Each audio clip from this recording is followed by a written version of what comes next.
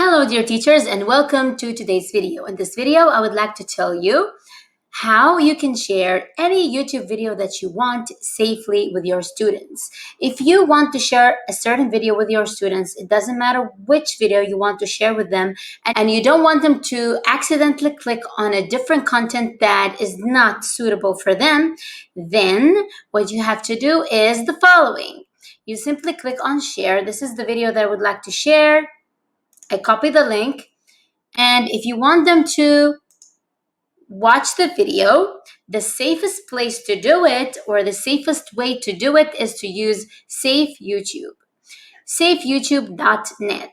You simply paste the link here and you click on generate link, and it automatically generates a new link for you. You copy that link, and this is the link that you share with your students. So this is what your students will get. They go into this link, and here you go. This is the video that your students can watch. No distractions, no commercials, no ads. Perfectly safe. So easy to do. I hope that you find this helpful. Thank you very much for watching. Don't forget to subscribe for more videos to come. Assalamu alaikum, everyone.